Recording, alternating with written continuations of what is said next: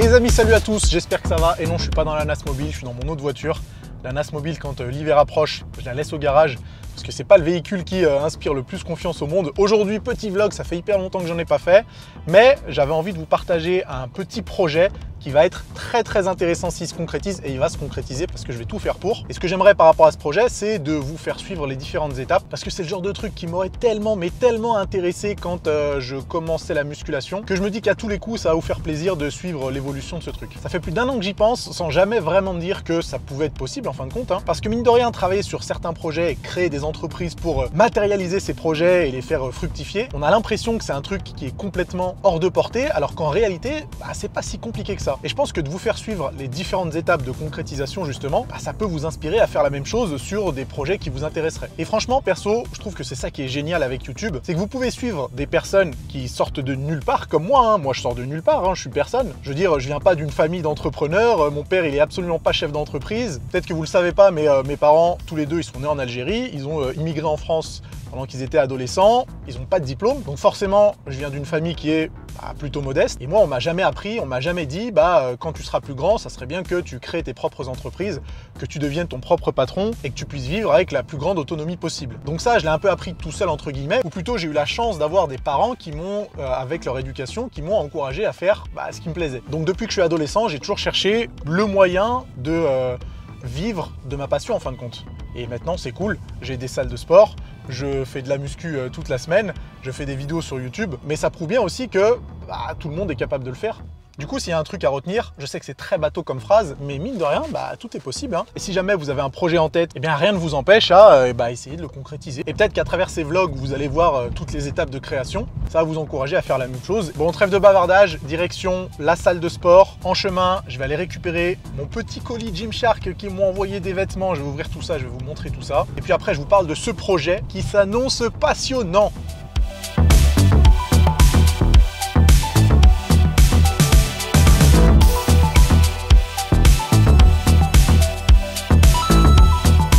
Oh, comme ça fait plaisir tout ça. J'ai hâte de les passer, tous ces vêtements. Ils ont l'air cool. J'ai des shorts, des t-shirts, des pulls à essayer, donc ça va être sympa. Aujourd'hui, je pense qu'on va partir sur un pull avec survêt.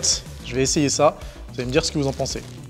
Là, déjà, la tenue de base flamant rose, elle envoie du lourd. T'es pas d'accord? Ouais. Bon, c'est vrai que là, comme ça, c'est un petit peu mieux. J'avoue. J'avoue, c'est pas mal. Bon, ok, on part sur ça. En vrai, toutes les pièces, elles sont quand même bien classe. J'ai reçu short, t-shirt manche longue, débardeur, stringer, etc. Mais celui-là, ce petit pull, limite, même pas besoin de le mettre avec des vêtements de sport.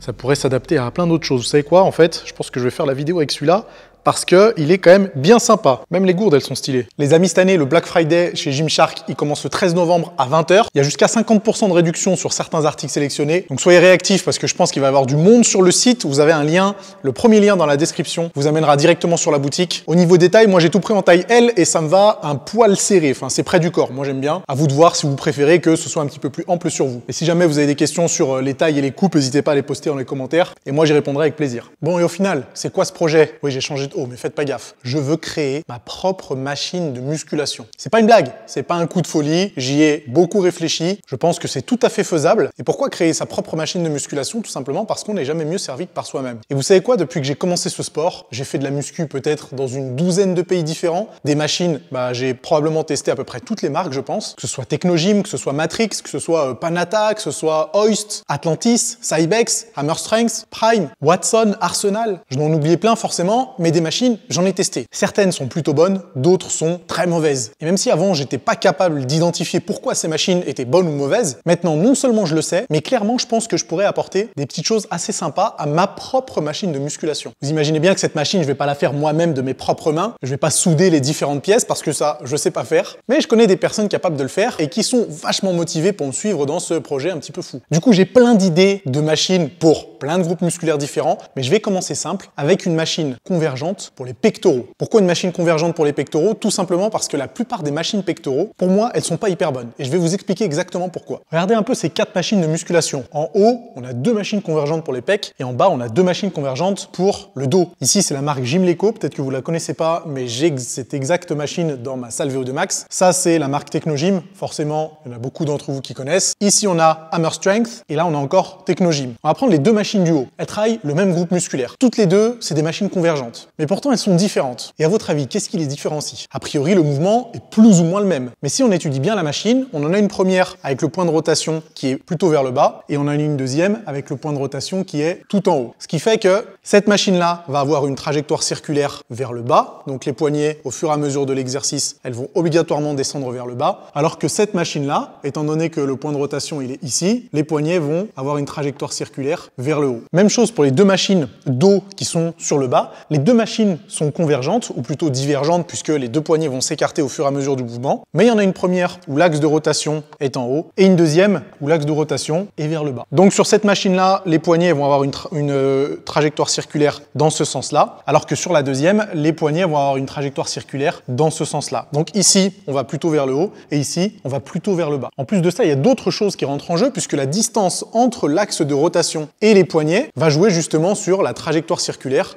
de cette machine. Plus cette distance est faible, plus on va sentir, entre guillemets, la trajectoire circulaire, et au contraire, plus cette distance est élevée, et plus on aura l'impression, au contraire, d'avoir un mouvement qui est plutôt rectiligne. Tous ces facteurs vont non seulement avoir une influence sur le confort de travail, mais aussi sur la stimulation musculaire. Parce qu'en fonction du positionnement de l'axe de rotation, de la distance qu'il y a entre l'axe de rotation et les poignets, mais aussi en fonction du positionnement des disques sur la machine, eh bien la courbe de résistance de l'exercice en question va être différente et plus ou moins intéressante. Vous voyez par exemple sur cette machine Technogym, si jamais les disques avaient été placés ici au lieu d'ici, eh bien du coup la courbe de résistance aurait été un tout petit peu différente et vous n'auriez pas senti l'exercice de la même façon. Vous, j'imagine que lorsque vous faites un exercice de musculation, vous n'allez pas vous poser ce genre de questions. Mais moi, depuis quelques années, maintenant que je m'y connais beaucoup plus en biomécanique, à chaque fois que je pose mes fesses sur une machine, je me dis putain, mais pourquoi le disque, on l'a pas plutôt posé ici plutôt que là? Ça, on aurait fait un exercice plus intéressant au niveau stimulation musculaire et clairement plus efficace. Voilà pourquoi au final, je me suis dit la meilleure façon de faire, ce serait quand même de proposer mon propre design et voir si jamais il est intéressant ou pas. Du coup, les variables qui sont importantes à prendre en compte lorsqu'on conçoit une machine de musculation, c'est premièrement la trajectoire de cette machine. Comme je l'ai dit avant, en fonction du positionnement de l'axe de rotation, etc.,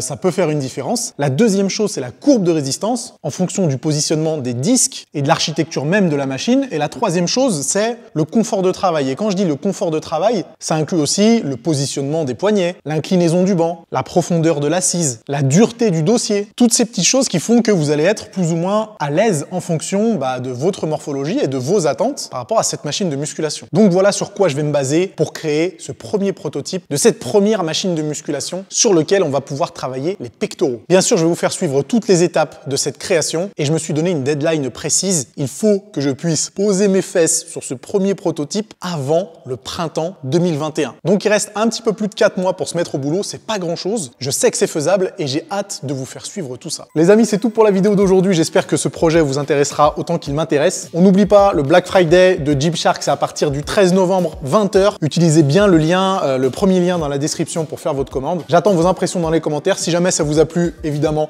on met un pouce en l'air, on s'abonne à la chaîne et nous, on se retrouve dimanche pour une nouvelle vidéo.